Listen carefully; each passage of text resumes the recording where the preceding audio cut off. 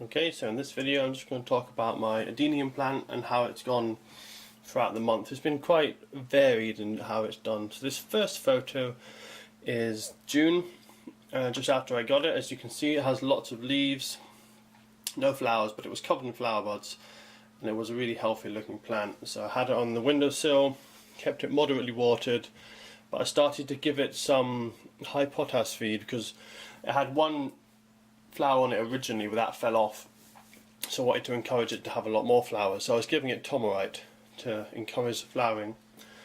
So it just kind of sat there, didn't grow at all, just the buds were slowly fattening up.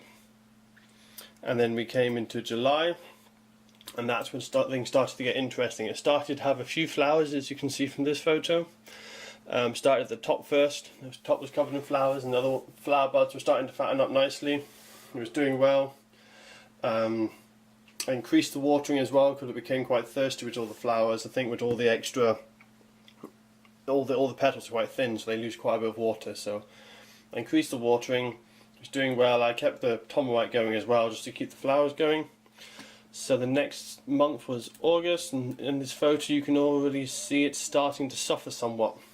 So a lot of the leaves started to go brown and falling off. The flowers kept going well though, but it didn't look very nice with all the brown leaves.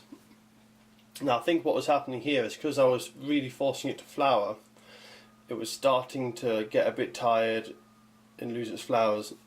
Or this might just be a cycle that it goes through, I'm not entirely sure. It could be a cycle, because I have seen this happen with some other ones. So after August came September, and as you can see from this photo, it started to look a bit better. But had very few leaves. It was still flowering fantastically, so it's basically been flowering all summer, really well. But in the process, it's just lost all its leaves pretty much.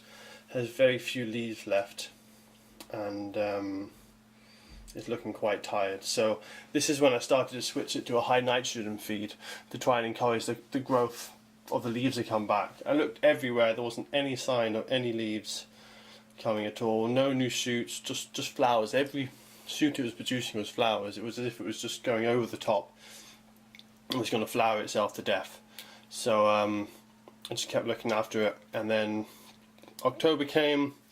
I don't have any good photos for October, unfortunately, but basically it lost nearly all its leaves.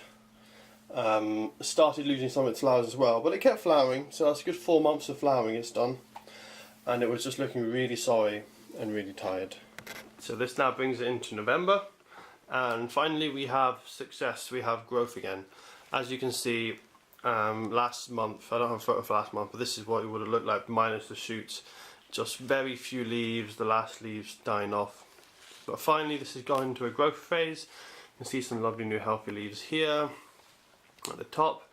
It seems to be, it starts the cycle of flowering growth from the top and then works its way down, because remember in the first photo the top started flowering first, so at the moment it's the top that started the new growth first, but it is already starting to move low down. You can already see there's some growth here as well, a little bit there, even at the bottom it's starting, so it is starting to grow again. But it's got a lot of new growth starting in lots of different areas, but it's only just started, so it's got a long way to go. So I had one of these growing in Taiwan in the tropics when I was there for a summer. It grew for 3 months when I first had it. Had really nice flowers. All the flowers fell off, and then it went into a really strong growth phase and grew a lot. So I think this might be doing that now, because I know in the wild they can go deciduous, so losing all their leaves isn't really a big issue. It's not going to die. It's just something it does. It's just when it's too cold or it's too dry, it just loses its leaves and goes dormant. So this seems to be coming out of that phase now, so I haven't been watering it. It's been very sparing on the water in the last couple of months because it's getting a bit cooler now, a bit less sunlight, but also hasn't got many leaves, so it's not actually needing a lot of water. But it's started to pick up again, so I've started to feed it again with a high nitrogen feed, and it's doing quite well. So I'll keep you updated on this. Unfortunately, I think with this new growth it looks quite ungainly where it started to grow, so I think it's going to look really quite lopsided and ugly as plants, so I might have to prune it come spring. I'm also a bit dubious about it growing in the middle of winter this far north, because I'm in Edinburgh at the moment. It's beginning of November, so it's still getting darker, but already it gets dark about 4 o'clock, 3 o'clock in the afternoon. Sun doesn't come up till about 8 o'clock in the morning, so there's not much light. But come winter, sunrise won't be until 9, sunset will be at 3, so there won't be much light at all. So I'm a bit dubious as to how well this is going to do with such little light, but I'll keep you guys updated, and that's the story so far, and I'll start doing regular blogs as it progresses.